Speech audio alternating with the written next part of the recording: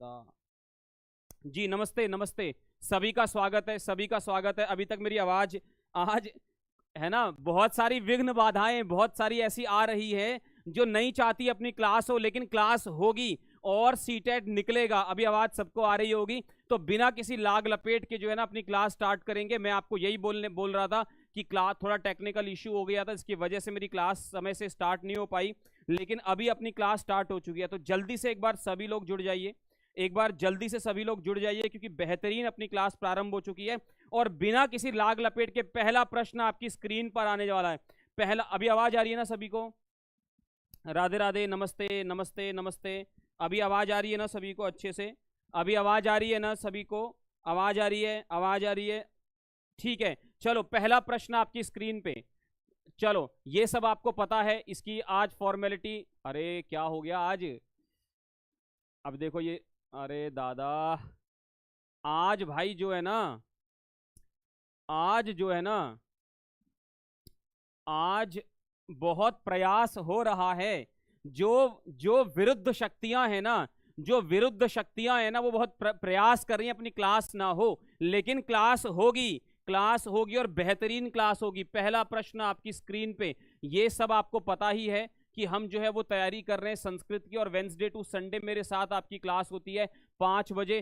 पहला प्रश्न आपकी स्क्रीन पे, मातृभाषा आधारित बहुभाषावाद नाम किम। ये सीटेट दिसंबर 2019 में आया हुआ प्रश्न है। आपको पेपर की तैयारी चाहे एक की करनी हो चाहे दो की करनी हो, ये सभी जगह ये प्रश्न आपको काम में आएंगे बेटा। तो एक बार सभी लोग जल्दी से क्लास को कर दीजिए शेयर, और सभी लोग आ जाइए क्लास में। सबको बता दीजिए अपनी क्लास जो है ना प्रारंभ हो गई है भैया। ऐसी क्लास जो आपको हमेशा, एक बार इसको थोड़ा सा मैं बढ़ा देता हूं। अच्छा, ये वाला हिस्सा बढ़ाना है क्या? चलो ठीक है, तो बताओ सब लोग, मातृभाषा आधारित बहुभाषावाद नाम किम। केवलम मातृभाषायाः अधिगमः कि मातृभाषा माध्यमेन अधिगमनः अधिगमः प्रथमं मातृभाषायाः अधिगमः, तदनन्तरम अधिकानां भाषाणां योगः, अनेक भाषाणां विदेशी भाषाणां च मातृभाषा रूपेण अध्ययनम। जरा बताओ, आज ट्रांसलेशन नहीं करूंगा भैया, आज ट्रांसलेशन नहीं करूंगा, क्योंकि बेहतरीन क्लास करने जा रहे हैं। एग्जाम में मैं आपके लिए साथ नहीं रहूंगा, तो आपका रिजल्ट कैसा रहेगा जरा बताओ। टाइम क्या है? जी जी जी, टाइम है बेटा 5 बजे। 5 दिन 5 बजे, 5 दिन 5 बजे आपकी क्लास होती है। ठीक है जी, ठीक है जी, 5 दिन 5 बजे आपकी क्लास होगी। तो जल्दी से एक बार, जल्दी से एक बार सभी लोग क्लास को शेयर कर दीजिए। देखो, कह रहे हैं कि मातृभाषा आधारित बहुभाषावाद। बहुभाषावाद मतलब बहुत ज्यादा जो है ना, बहुत ज्यादा भाषाओं को सीखना, मतलब बहुत सारी भाषाओं को सीखना। तो सबसे पहले क्या कह रहे हैं, प्रथमम मातृभाषायाः अधिगमः, सबसे पहले मातृभाषा में अधिगमन, और उसके बाद फिर अनेक भाषाओं को योजना। पहले जो मेरी मूल भाषा है, मातृभाषा है, पहले मुझे उसमें शिक्षा मिलेगी 1 से लेकर 8 तक, जैसे कि नई शिक्षा नीति में कहा है। और उसके बाद जो है ना, मैं अनेक भाषाओं को अपने साथ जोड़ता रहूंगा। ठीक है जी, स्वागत है सबका। बहुत बेहतरीन आंसर कर रहे हैं, सबने सही आंसर किया है, सबने सही आंसर किया है। दूसरा, विद्यालयी भाषा शिक्षा नीति ज्ञायते। जो विद्यालयी भाषा शिक्षा नीति है, मतलब विद्यालय पर आधारित जो शिक्षा नीति है, विद्यालय पर जो शिक्षा दी जाती है उसकी जो नीति है, उसका जो नीति निर्धारण है। टेलीग्राम का नोटिफिकेशन नहीं आता है रितु मिश्रा जी, टेलीग्राम पे जो टेट का चैनल है उस पर निरंतर मैं नोटिफिकेशन भेजता हूं। मुझसे पहले टेक्स्ट बुक भी उस पर हमारी जो टीम है वो भी भेज देती है। ठीक है जी, ठीक है जी, जरा जल्दी से बता दो, जरा जल्दी से बता दो जी क्या है सही आंसर, जल्दी से बता दो। आज टाइम नहीं लगाना बेटा, टाइम नहीं लगाना है। ठीक है, आप सबके लिए जो है ना पूरे 30 प्रश्न लेकर के आज प्रश्नों की संख्या बढ़ा दी है। ठीक है जी, बता दो। तो विद्यालयी भाषा शिक्षा नीति को किस नाम से जाना जाता है? क्योंकि ये सीटेट 2019 में आया था प्रश्न, तो बताओ। बहुभाषी शिक्षा, शिक्षायाम भाषा इति, मातृभाषा आधारित बहुभाषावादः इति, या त्रिभाषा सूत्रम। तो विद्यालयी भाषा की शिक्षा नीति किस पे आधारित थी? त्रिभाषा सूत्र पे। यानी कि जो है मातृभाषा, उसके बाद जो है हिंदी और अंग्रेजी भाषा, और उसके बाद जो है एक और भाषा आप चूज कर सकते हैं, उसमें विदेशी भाषाएं भी थी और अपनी भाषाएं भी थी। नहीं नहीं, बेटा यहाँ पे शिक्षा नीति की बात कर रहा है, यहाँ मातृ बहुभाषावाद कैसे आ जाएगा? यहाँ शिक्षा नीति ज्ञायते त्रिभाषा सूत्र के रूप में नहीं जानी जाती थी अपनी शिक्षा नीति, त्रिभाषा सूत्र में। ठीक है, आगे आ जाओ, बिल्कुल टाइम नहीं लगाना। समुच्चय भाषा उपागम, मैं समुच्चय का अर्थ बता, समुच्चय का अर्थ होता है एक साथ, है ना। समुच्चय भाषा उपागम यानी बहुत सारी भाषाओं का जो एकत्रित जो उपागम है उसे क्या कहेंगे? बताओ, सब लोग बताओ, सभी लोग बताओ, सभी लोग बताओ, सभी लोग बताओ। स्वागत है सभी का, सभी का स्वागत है, सभी का स्वागत है, सभी का स्वागत है। जल्दी जल्दी बताओ क्या है आंसर। बिल्कुल टाइम नहीं लगाना बेटा, बिल्कुल टाइम नहीं लगाना है, बिल्कुल टाइम नहीं लगाना है। चलो, तो विद्यार्थिनां भाषा अधिगमः भवति अध्वर ध्वनि ज्ञानानंतरम शब्दानाम अक्षर ध्वनि, अक्षर और ध्वनि के ज्ञान के अनंतर शब्दों का, शब्द समूहों का, वाक्यों का ज्ञान, ये अवधारणा। या विद्यार्थियों की भाषा अधिगमम भवति भाषिक खंडेभ्यः अनंतरम ते वर्णानाम अक्षराणाम च बोधम कुर्वन्ति, ये अवधारणा। या फिर भाषा अधिगम आरंभ भवति लघुतमेन एकेकेन वर्णमालायाः अक्षरेण इति अवधारणा। या सर्वाः भाषा समान मार्गेण एवं अधिगम्यन्ते, सभी भाषाएं समान रूप से उनको जाना जाता है। ये तो क्या रहेगा जी? तो विद्यार्थीनां भाषा अधिगमः भवति भाषिक खंडेभ्यः अनंतरम ते वर्णानाम अक्षराणाम च बोधम कुर्वन्ति। देखो, सबसे पहले वर्णों का बोध होगा, वर्णों का, अक्षरों का बोध होगा, यानी कि पहले हम अक्षरों को जानेंगे, फिर शब्द को जानेंगे, शब्द से वाक्य बनेंगे, वाक्य से जो है क्या बनेगा? वाक्य से महावाक्य बनेगा। समझ गए जी? तो क्वेश्चन नंबर जो है ना, ये इसका क्वेश्चन नंबर 3 का जो है वो आंसर आपके लिए क्या है कि समुच्चय उपागम पूछ रहा है ना बेटा, समुच्चय उपागम। तो जब तक आप अक्षरों को मिलाओगे नहीं तब तक समुच्चय कैसे होगा? ठीक है, ठीक है, ठीक है जी। तो सभी लोग बताओ, सभी लोग बताओ। चलो आगे आ जाओ, बहुत सही आंसर कर रहे हैं काफी लोग। भाषा अधिगमार्थम कंठस्थीकरणम, कंठस्थीकरणम अंग रूपेण भाषण शिक्षणस्य कः उपागमः स्वीकरोति। जल्दी जल्दी बताओ, भाषा अधिगम के लिए कंठस्थीकरण एक अंग रूप में भाषा शिक्षण का कौन से उपागम को स्वीकार करता है? जरा जल्दी से बता दो, जल्दी से बता दो, जल्दी से बता दो। यहां पे कंठस्थीकरणम भाषा अधिगम के लिए कंठस्थीकरण अंग रूपेण भाषा शिक्षणस्य कः उपागमः स्वीकरोति। बताओ, ये जो है ना भाषा शिक्षण के लिए कह रहा है, लैंग्वेज बोलने के लिए नहीं कह रहा है, बोलने के लिए नहीं बोल रहा है। केवल और केवल क्या है ना, केवल उसके अधिगम के, उसके मतलब उसके लिखित स्वरूप की बात कर रहा है। तो सही क्या हो जाएगा? व्याकरणानुवाद पद्धति। आपको कंठस्थीकरण रट्टा मारना है तो व्याकरण रट लीजिए और बढ़िया हो जाएगा। आप व्याकरण रट लीजिए और बढ़िया हो जाएगा। समझ गए? अगर कंठस्थीकरण करना है, रटना मानना है तो व्याकरण रट लीजिए, चीज आ जाएंगी। समझ गए? आगे आ जाओ। काव्या एका भाषा शिक्षिका अस्ति, काव्या एक भाषा शिक्षिका है, लैंग्वेज टीचर है। सा विषयानुगुणम शब्दानाम आहरणम कर्तुम तेषाम सहगामी शब्दानाम च आहरणम कर्तुम छात्र निर्दिशति। जब एक विषय के शब्दों का आहरण करने के लिए वो सहगामी शब्दों का भी आहरण करने में छात्रों को निर्देश देते, ये योजना को क्या कहेंगे? कहने का अर्थ क्या है? जैसे मैं आपको बताता हूं कि जैसे आहरण शब्द को ही ले लो।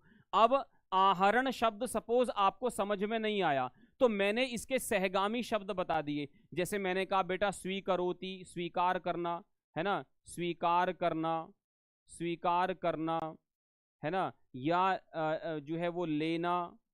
ठीक है, तो ये क्या हो गए? आहरण करना का सहगामी शब्द हो गए।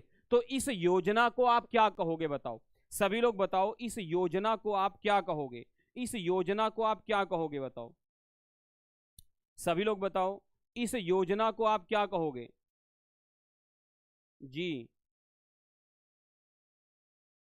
इस योजना को आप क्या कहोगे? भाई देखो, जी जी जी बताओ, इस योजना को क्या कहोगे? क्लास को एक बार शेयर भी कर दो सभी लोगों के साथ, जो लोग रह गए हैं, जो लोग अभी नहीं आए हैं, उनको ही पता चल जाए अपनी बेहतरीन क्लास हो रही है जी, अपनी बेहतरीन क्लास हो रही है। देखो, जब मैं एक शब्द विषय के अनुगुण शब्दों का आहरण करने के साथ साथ मैं जब सहगामी शब्दों को भी ले रहा हूं ना, तो बेटा इसका अर्थ है, देखो, विन्यासः, शब्दजालः, शब्द क्रीड़ा, शब्द निर्माण। देखो, शब्द निर्माण व्याकरण के अंतर्गत होगा, ये व्याकरण में होता है।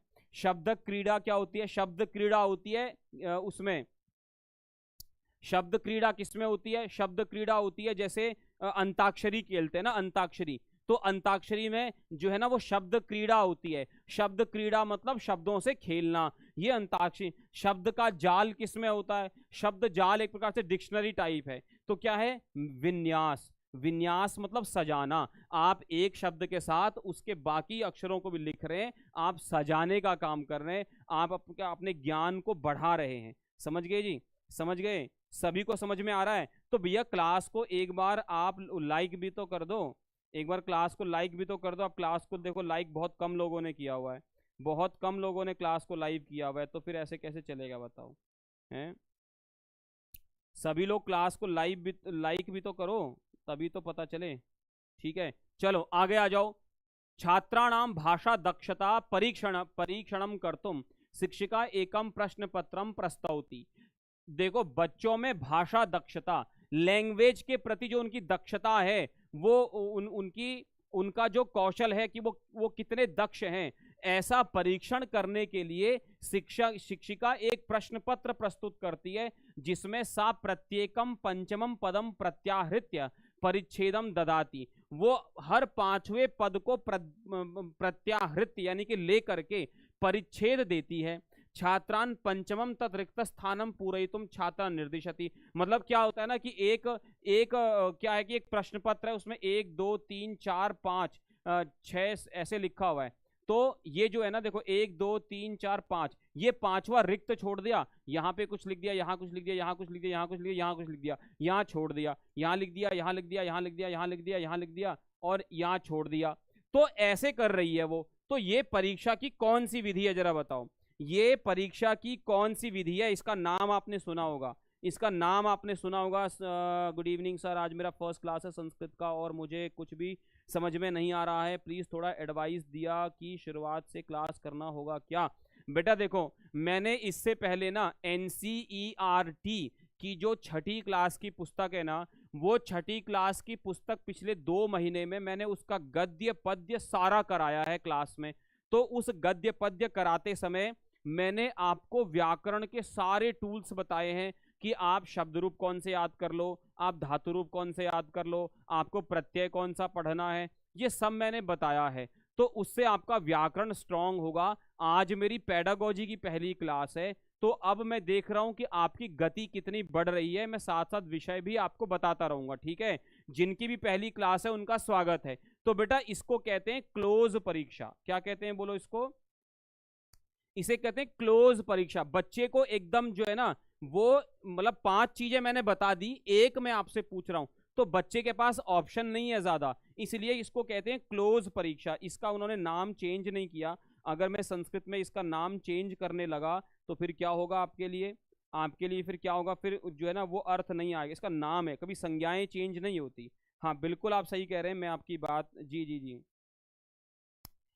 मेरी क्लास होती है बेटा 5 बजे, 5 दिन 5 बजे मेरी क्लास होती है, 5 दिन 5 बजे मेरी क्लास होती है। समझ गए जी? 5 दिन 5 बजे मेरी क्लास होती है। तो चलो एक बार सब लोग जल्दी से आ जाओ, जल्दी से आ जाओ और बताओ अगले प्रश्न का आंसर। हाँ 5 बजे, 5 दिन 5 बजे, वेंसडे टू संडे। ठीक है, वेंसडे टू संडे। आगे आ जाओ। संभाषण समये उचितेन उच्चारणेन सह समुचित शब्दानाम समुचित क्रमेण प्रयोगा। देखो, संभाषण के समय उचित प्रकार से, उचित उच्चारण के साथ सही शब्दों का सही प्रकार से प्रयोग। देखो, संभाषण के समय सही समय पर सही शब्दों का सही प्रयोग, सही समय पर सही शब्दों का सही प्रयोग, उचित समय पे उचित शब्दों का उचित प्रयोग। इसको आप क्या कहोगे? संकेत भाषा, संभाषण प्रक्रिया, भाषा व्यवहार या प्रयोगाधारित भाषा? क्या कहोगे? क्या कहोगे? जरा बताओ सभी लोग, क्या कहोगे? क्या कहोगे बताओ? सभी लोग बताओ, सभी लोग बताओ क्या कहोगे? इसको क्या कहोगे? सही उचित शब्दों का उचित समय। विन्यास अर्थ होता है सजाना, जोड़, सजाना, मतलब कहते तोल तोल के बोलना, दैट इज कॉल्ड विन्यास। समझ गए?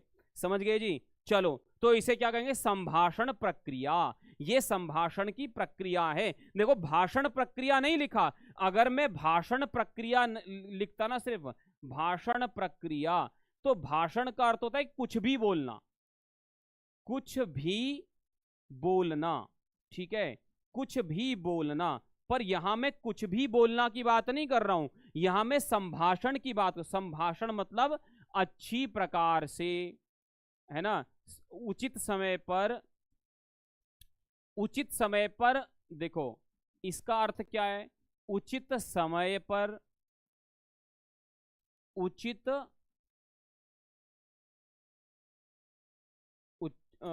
उचित उच्चारण और उचित क्रम।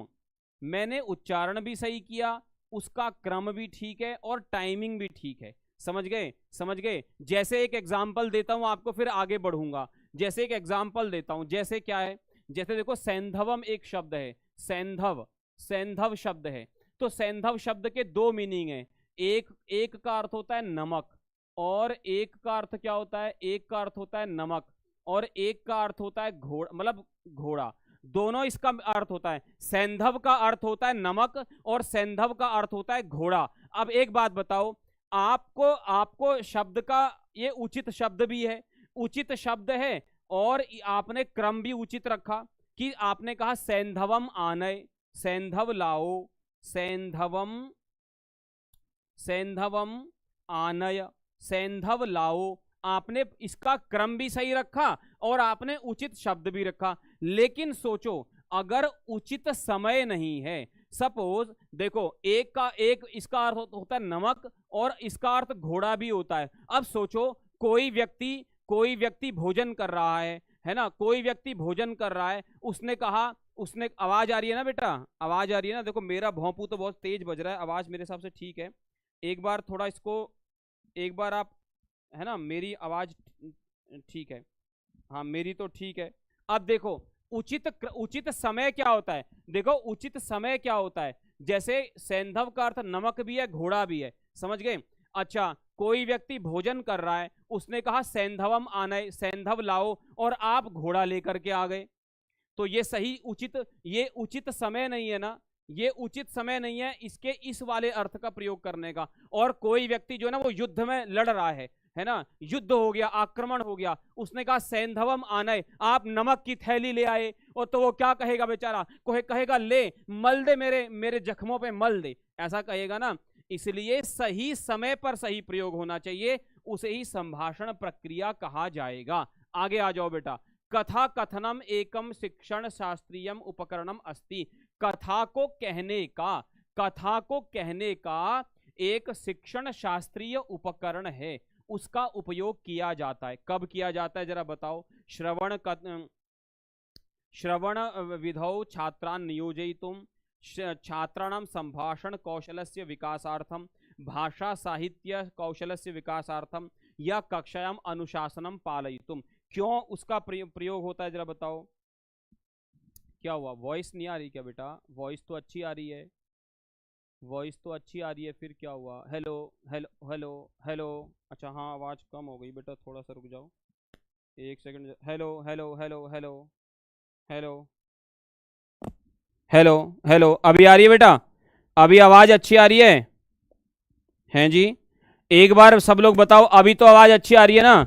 अभी आवाज़ ठीक आ रही है? अब मैंने थोड़ा सा इसका लेवल बढ़ा दिया है, आवाज़ अच्छी आ रही है ना? अब एक बार सभी लोग कमेंट करके बताओ, आवाज़ अच्छी आ रही है? आवाज़ अच्छी आ रही है? अभी आवाज़ ठीक आ रही है? जरा बताओ, पहले बताओ, आवाज़ ठीक आ रही है? आवाज़ मैंने थोड़ा सा इसका लेवल चेंज किया है, तो आवाज़ सही आ रही है? हैं जी, आवाज़ सही आ रही है? आवाज़ सही आ रही है बताओ, ठीक आ रही है ना आवाज़? बढ़ी, मतलब पहले से बढ़ी आवाज़, पहले से बढ़ी ना आवाज़? ठीक है ना? आवाज़ ठीक है ना? बहुत बढ़िया बहुत बढ़िया बहुत बढ़िया बहुत बढ़िया। चलो चलो, तो अब बता दो बेटा, एक बार जरा, एक बार बता दो, एक कथा कहना एक शिक्षण शास्त्रीय उपकरण है, तो उसका प्रयोग कब होगा? देखो कथाएं आप कब करते हो? कथाओं का प्रयोग कब होता है? कथा का प्रयोग होता है भाषा साहित्य में, यानी साहित्य में होता है। जब हम कोई कहानियां सुनते हैं वो किसका भाग होती है? साहित्य का।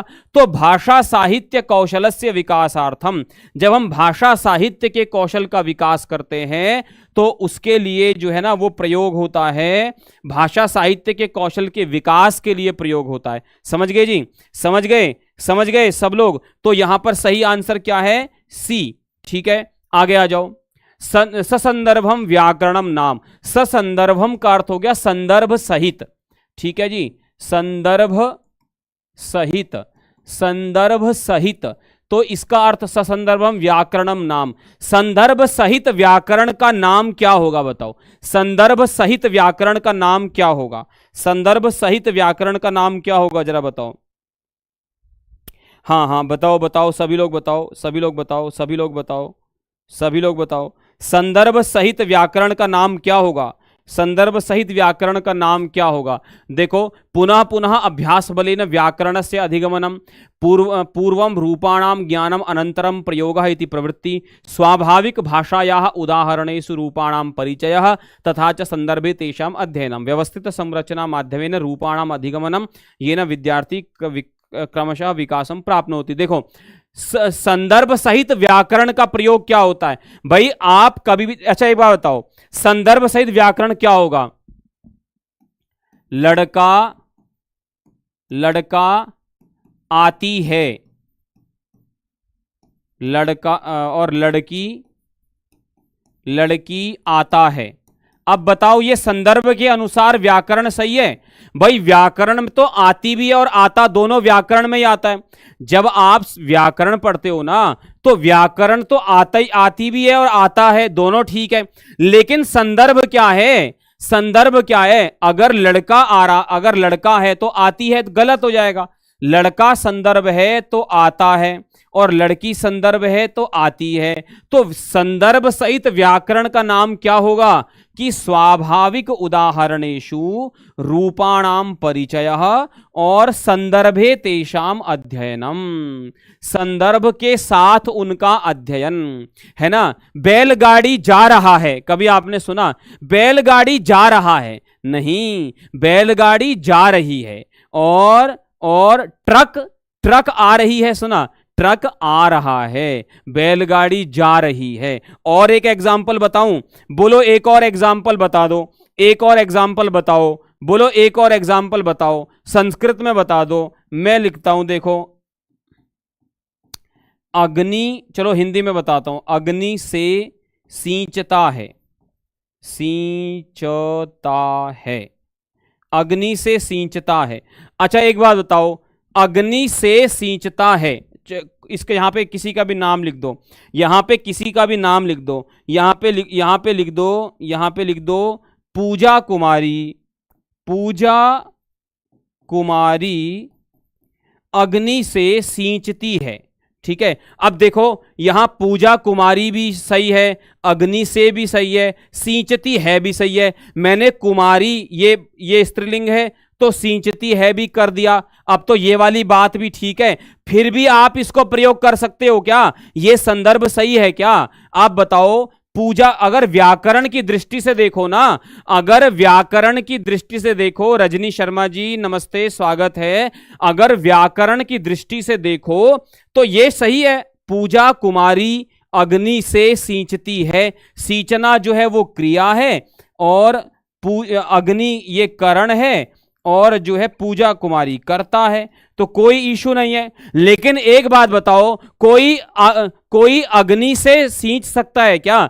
अग्नि से सींचा जाता है क्या? जल से सींचा जाता है, पानी से सींचा जाता है। तो यद्यपि देखो ये व्याकरण के तौर पर ये वाक्य सही है, लेकिन फिर भी ये संदर्भ के अनुसार नहीं है, स्वाभाविक भाषा या उदाहरण नहीं है, ये स्वाभाविक नहीं है। अग्नि का स्वभाव है सींचना, बताओ, अग्नि का स्वभाव है सींचना। अग्नि से कोई नहीं सींचता, जल से सब सींचते हैं। इसलिए अगर व्याकरण की दृष्टि में देखोगे तो ये ठीक है, लेकिन संदर्भ के अनुसार नहीं है। इसलिए संदर्भ के अनुसार व्याकरण का प्रयोग होना चाहिए, तो अग्नि की जगह पे आपको क्या लिखना पड़ेगा, जल से। समझ गए जी। आगे आ जाओ बेटा। अधोलिखितेषु कस्य कौशल विकासार्थम लेखनम इत्यस्मिन् ग्रहणम न भवेत्। इनमें से किसके लेखन के लिए, किसके कौशल विकास के लिए लेखनम, ये इसका ग्रहण नहीं होगा।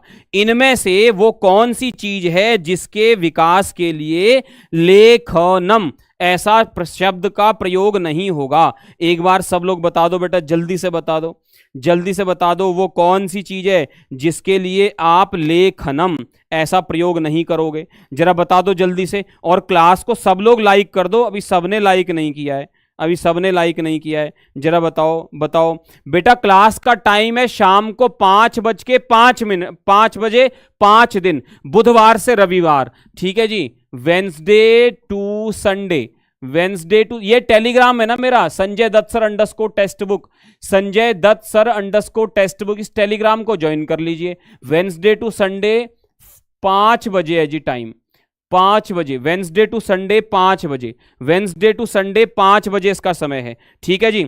तो बताओ क्या है, क्या है, देखो किस चीज के लिए, किसके कौशल विकास के लिए आप लेखनम ऐसा प्रयोग नहीं कर सकते। व्याख्या समये टिप्पणी अरे देखो सब एक कैसे लगा रहे हो, टिप्पणी में लिखना नहीं पड़ेगा क्या आपको, आपको टिप्पणी में लिखना नहीं पड़, टिप्पणी संकलन तो लिखने से ही होता है, लेखनम है वो, और टिप्पणी संकलन कौशल विकास है। आपके सामने कोई भाषण दे रहा है, आप उसको नोट कर रहे हो, उसकी टिप्पणी लिख रहे हो, वो तो आपका कौशल विकास है, सही चीज है वो तो।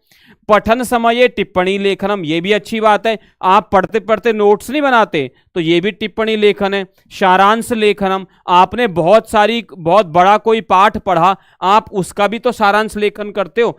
तो इस तीनों का संबंध कौशल के विकास से है, यानी लेखन कौशल के विकास से है। मैं यहां पे शब्द लिख देता हूं, लेखन, लेखन कौशल के विकास के लिए जो है इन तीनों का संबंध लेखन कौशल के विकास के साथ है। लेकिन किसी कार्यक्रम के लिए योजना पत्र लेखन, आप कोई कार्यक्रम कर रहे हो, हलवाई का कितना लेगा, टेंट वाला कितना लेगा, बैनर वाला कितना लेगा, उसके बाद बैंड वाला कितने लेगा, भोजन वाला कितना लेगा, ये आपके लिखने के कौशल का विकास है क्या? इसका लेखन कौशल से विकास नहीं है, क्योंकि लेखन कौशल का संबंध औपचारिक लेखन से हम बात करते हैं। औपचारिक लेखन, औपचारिक लेखन के अंतर्गत ही ये वस्तु आती है, जबकि ये तीनों औपचारिक लेखन है। कस्यचित किसी कार्यक्रम के लिए एक योजना बनाना, ये अनौपचारिक है, ये अनौपचारिक है, अनौपचारिक लेखन है ये। इसके लिए ऐसे, इसलिए इसके लिए ये कौशल विकास के लिए नहीं है। समझ गए, समझ गए, समझ गए। ये जो ऊपर वाला हिस्सा है ना, बस ये बल्ब जला के रखना है। प्रश्न बड़े सरल हैं, मेरे प्रश्न बहुत सरल हैं, पहले के प्रश्न पत्रों में आए हुए हैं, ठीक है जी, ठीक है। वही तो मैं कह रहा हूं बेटा, कौशल विकास का प्रयोग किसके लिए, लेखनम नहीं होना चाहिए। भाई ये तीनों औपचारिक हैं, इसलिए ये तो कौशल विकास है, लेकिन इसके लिए आप लेखनम इस शब्द का प्रयोग नहीं कर सकते, क्योंकि ये अनौपचारिक लेखन है। हमेशा जब भी हम 4 प्रकार के अपने जो है वो भाषा कौशल को पढ़ते हैं ना, तो उनका संबंध औपचारिक शिक्षण से होता है, अनौपचारिक से नहीं होता। समझ गए? कहां चलेगी, आगे आ जाओ, आगे आ जाओ। चलो, पाठ्य पुस्तक निर्मातारः वृत्तपत्र पत्रिकादि मूल लेखेभ्यः पाठान कविता वर्णनानि समाहृत्य पाठ्यपुस्तकेषु नियोजयन्ति किमर्थम। कह रहे हैं कि आपकी जो टेक्स्ट बुक होती है ना, उस टेक्स्ट बुक में जो है वो मूल लेखों से पाठों को जोड़ते हैं, कविताएं लिखते हैं, अलग अलग वर्णन लिखते हैं, है ना। ये पाठ्य पुस्तकों में, जैसे आपकी पाठ में 2 कविता हो गई, 2 पाठ हो गए, एक प्रेरक कथा हो गई, है ना, एक जो है वो जो है कहानी हो गई, ऐसे जोड़ करके पूरी किताब बनाते हैं। तो ये इसका उद्देश्य क्या है, किमर्थम, क्यों करते हैं ऐसा लोग? तेषु विश्वसनीया स्वाभाविकी च भाषा विद्यते। पाठ्यपुस्तक निर्मातृभ्यः तानि रोचन्ते। अभ्यास प्रश्नानां निर्माणं तेषाम् उपयोगिता भवति। तानि पठनार्थम उपयोगीनि भवन्ति। जरा बता दो जरा। हाँ, श्रवणम, भाषणम, पठनम, लेखनम। बहुत बढ़िया, बहुत बढ़िया, बहुत बढ़िया। तो बताओ ये सब क्यों लिखा जाता है आपके पेपर में ना? आपके पेपर में राजा हरिश्चंद्र की कहानी होती है कि राजा हरिश्चंद्र हमेशा सच बोलते थे। तो राजा हरिश्चंद्र की कहानी आपके पाठ में क्यों लगाई जाती है? आपके पाठ में एक राजा था, वो गांव में रहता था, वो ऐसा था, ये सब क्यों बताया जाता है? क्योंकि बेटा इसमें स्वाभाविकी भाषा विद्यते। स्वाभाविक भाषा है इसमें स्वाभाविक भाषा है।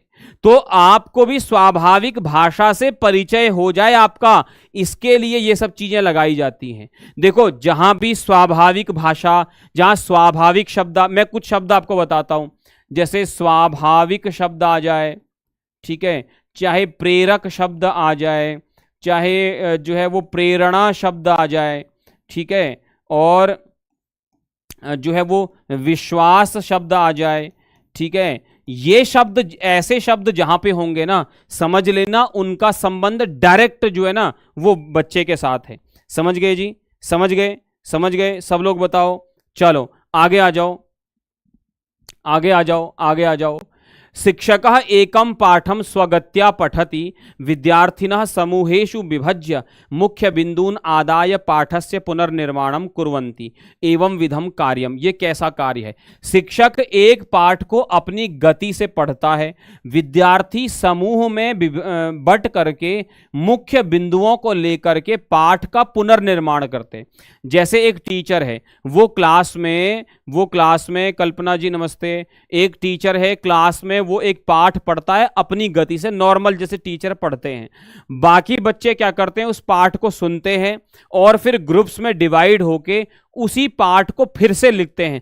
मतलब हर ग्रुप का पाठ, अब हर ग्रुप के पाठ पूरा एक पाठ है। तो जरा बताओ एक बार कि उसको, वो इस प्रकार के कार्य को हम क्या कहेंगे? इसको हम क्या कहेंगे? जरा बताओ, इसको बताओ। मैंने आपको हिंट दे दिया बेटा, मैंने हिंट दे दिया बेटा। सरल या सहज, स्वाभाविक, हाँ, सरल, सहज, प्रेरक, उत्प्रेरक, है ना, ऐसे शब्द आ जाएं। तो जरा बताओ ये क्या है? देखो मैंने आपको बोला कि टीचर अपनी गति से बोल रहा है, बच्चों ने कान से सुना और सुन करके उसके बाद उन्होंने पाठ को लिखा। अरे दादा, सिर्फ सुना थोड़ी, आप पारस्परिक श्रुतलेख ज्यादातर बच्चे बता रहे हैं, सिर्फ सुना थोड़ी है, उन्होंने लिखा भी है भाई, लिखा भी है। व्याकरण श्रुतलेख भाई, देखो एक तो होता है लिखना, अच्छा लिखोगे बुरा लिखोगे बताओ? अच्छा लिखोगे ना। तो व्याकरण श्रुतलेख, व्याकरण श्रुतलेख यानी कि लिखने का औचित्य क्या है? ये क्यों करवाया जा रहा है कि बच्चे शुद्ध लिखें, यानी व्याकरण श्रुतलेख, केवल श्रुतलेख नहीं भाई। पारस्परिक श्रुतलेख क्या होता है? पारस्परिक मतलब आपस में लिखा जा रहा है, वो गलत लिखे सही लिखे पता नहीं। भाई टेंट वाला आया, टेंट वाले ने कहा हाँ बाबूजी आप, टेंट वाला आया ऐसे कान में ऐसे पेन लगा करके बोला, हाँ मेरा माइक लगा हुआ है तो अटक नहीं रहा है। बोला हाँ बाबूजी बताओ कितने डोंगे भेज दूं? ठीक है 5 डोने, 3 पतीले चाहिए, ठीक है इतना चाहिए, 2 टेंट भेजूंगा, 4 कुर्सियां चाहिए बड़ी वाली, 5 टेबल चाहिए और 2 कुर्सियां एकदम बढ़िया बढ़िया चाहिए दूल्हा दुल्हन के लिए। तो ये भी तो पारस्परिक श्रुतलेख हो रहा है, सुन करके लिख रहा है अगला आदमी, सुन करके लिख रहा है, पर ये ऑफिशियल नहीं है, औपचारिक नहीं है बेटा, इसलिए व्याकरण श्रुतलेख। इसको क्या कहेंगे? इसको क्या कहेंगे बोलो? व्याकरण श्रुतलेख। देखो कोई भी आंसर करो ना, वो संविधान से बाहर नहीं होना चाहिए। संस्कृत पेडागोजी का संविधान क्या है कि जो हमने पेडागोजी के टूल्स पढ़े हैं ना, उसके बाहर नहीं होगा। और संस्कृत पेडागोजी का जो भी आंसर होगा ना, वो औपचारिक शिक्षण के परिप्रेक्ष्य में ही आपको बताना है, उसके आगे नहीं बताना है। समझ गए? समझ गए? कोई शंका किसी के मन में? कोई शंका किसी के मन में? चलो आगे आ जाओ। आगे आ जाओ। प्रथम भाषा विकास साधारणतया ज्ञायते। प्रथम भाषा विकास को साधारणतया किस नाम से जानते हैं? अधिगम, अधिग्रहणम, परिवर्धनम, संज्ञानम। क्या कहोगे बताओ, क्या कहोगे बताओ जल्दी से। जो प्रथम भाषा विकास का साधारण रूप में है ना, एकदम साधारण, प्रथम भाषा विकास साधारणतः किस रूप में जाना जाता है?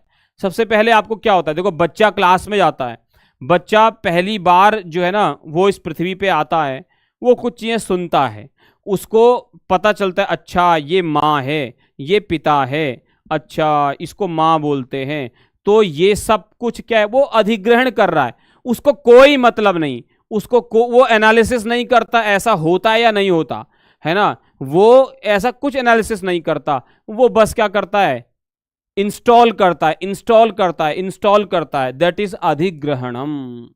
अधि मतलब चारों ओर से, अधि का अर्थ होता है चारों ओर से, मतलब सभी प्रकार से, चारों ओर से या सभी प्रकार से, सभी प्रकार से।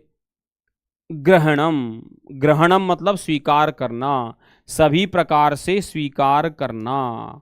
उस समय पे चिंतन नहीं होता। अगर आप प्री एजुकेशन में देखो, ये प्रश्न कहां पे आया है, ये पहले से 5वीं क्लास के उसमें प्रश्न आया है। अब देखो इसमें क्या है, पहले से 5वीं क्लास तक में ना बच्चे को हम ये नहीं बताते कि बेटा ये क्या होता है, हम उसको रटवाते हैं, अधिग्रहण करवाते हैं, अधिग्रहण करवाते हैं, है ना। सुबह सुबह जो है वो अ से अनार, आ से आम, ई से इमली, ई से ईख, ऊ से उल्लू, ऊ से ऊक, ऐसे ऐसे ऐसे ऐसे रटवाते रहते हैं। बाद में बताते हैं बेटा अ से आम, आम एक फल होता है, फल का रस भी होता है, रस मीठा होता है, जो आम कच्चा रहता है उसका रस खट्टा होता है, जो आम पक जाता है उसका रस मीठा होता है। ये सारी चीजें बताते हैं बाद में, समझ गए जी। तो अधिग्रहणम। आगे आ जाओ, आगे आ जाओ, मुझे लग रहा है आज प्रश्न कम ही हो पाएंगे। कस्याश्चित शिक्षिकायाः कक्षायां छात्राणां मातृभाषाः विभिन्नाः सन्ति, सा प्रत्येकं छात्रं स्वभाषया परस्पर अभिवादयितुं निर्दिशति। प्रतिदिनं छात्राः विभिन्नभाषाणां शब्दैः सह परिचयार्थं प्रयत्नशीलाः भवन्ति, एवं शिक्षिका साधनरूपेण अधोलिखिते तु कतमम आश्रयति। देखो बच्चे में क्लास में बहुत सारे बच्चे हैं, एक बच्चा ओडिया बोलता है, एक बच्चा बंगाली बोलता है, एक बिहारी बोलता है, एक भोजपुरी बोलता है, एक मैथिली बोलता है, एक गुजराती बोलता है, एक पंजाबी बोलता है, एक हिमाचली बोलता है, एक तमिल बोलता है, एक तेलुगु बोलता है, एक कन्नड़ बोलता है, एक मलयालम बोलता है, तो एक मराठी बोलता है। इन सभी बच्चों को टीचर कहती है तुम जो है ना वो अपनी अपनी भाषा में जो है ना कल से अभिवादन करना, और बच्चे ऐसा कर भी रहे हैं। तो यहां पर टीचर करना क्या चाहती है, टीचर करना क्या चाहती है, टीचर जो है ना संसाधन के रूप में बहुभाषावाद। देखो संसाधन हो गए ना अपने आप, आपको मराठी वाला मिल गया, आपको अभी मराठी वाले की बातें सुनेंगे तो मराठी वाला क्या कहेगा, नमस्ते, आमच्या टेक्स्ट बुक मध्ये तुमचा स्वागत है ना। आप ओडिया को कहोगे तो वो कहेगा जुहार, केमेती अच्छा, है ना, बस। अगर आप बंगाली आएगा वो बोलेगा नमस्कार, केमना छिन, है ना। इसी प्रकार, और जब क्लास में आएंगे भोजपुरी वाले भैया क्या कहेंगे, है ना, सच कहतनी, सच कहतनी, मेहनत करबो, परिश्रम करबो तो कर सफलता जरूर मिली। तो हर कोई अपनी अपनी भाषा में बोल रहा है, जिससे आपका बहुभाषावाद एक संसाधन के रूप में अब हमारे पास एक संसाधन आ चुका है ऑलरेडी। समझ गए जी, समझ गए। आगे आ जाओ। विद्यार्थिभ्यः एकस्याः भाषायाः परिचयार्थं कतमः मार्गः न समुचितः। विद्यार्थियों के लिए एक भाषा के परिचय के लिए कौन सा मार्ग ठीक नहीं है। अत्यानुप्रास कविता भी गीतैः च शब्दैः लघुवाक्यैः च वर्णमालायाः अक्षराणां शिक्षणेन मौखिक श्राविक दान प्रदान द्वारा। बड़ा सरल आंसर है, बहुत सरल आंसर है। बताओ बताओ बताओ बताओ, सभी क्या कह रहे हैं, अवनी जी क्या कह रही हैं, आपको सब लैंग्वेज आती है? कुछ लैंग्वेज आती है बेटा, मेरा पीएचडी का विषय ही ये है, और भारतीय भाषाओं को सीखना मेरा शौक है, तो काफ़ी सारी भाषाएं थोड़ा बहुत नमस्ते इत्यादि इत्यादि मैं बोल लेता हूँ। चलो बताओ बताओ, विद्यार्थियों में एकस्याः भाषायाः परिचयार्थं कतमः मार्गः न समुचितः। देखो जब हम भाषा की बात कर रहे हैं ना, देखो हम भाषा के परिचय की बात कर रहे हैं, हम भाषा के परिचय की बात कर रहे हैं, ठीक है, हम भाषा के परिचय की बात कर रहे हैं। तो भाषा कैसे होगी, भाषा किस पर आधारित होगी, शब्दों पर, ठीक है ना, शब्दों पर। लेकिन अक्षर का कोई मीनिंग नहीं होता।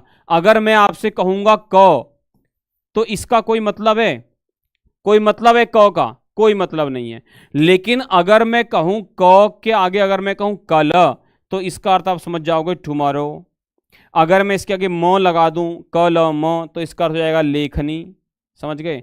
तो वर्णमाला के अक्षरों के शिक्षण के द्वारा आप भाषा के परिचय के लिए मार्ग सरल नहीं है, ठीक नहीं है। लेकिन जो है अंत्यानुप्रास कविता और गीतों के द्वारा दे सकते हो। कभी कभी ऐसा होता है ना कि किसी भाषा में हमने कोई गीत सुना होता है, ओडिशा मो ओडिशा, आपने गीत सुना ओडिया में, आपको ओडिया भाषा में बहुत अच्छा लगा। आप जो है वो ट्रेन में बैठे थे और जो है जैसी आपकी ट्रेन बंगाल से गुजरी तो गाना बजा, तो के एकर देखर लुकिए की मजा से तो अमी छाड़ा के जाने ना। अब आपने देखा है ना, तो क्या हो गया, तो क्या हो गया, आपके मन में उसके प्रति प्रेम उमड़ गया।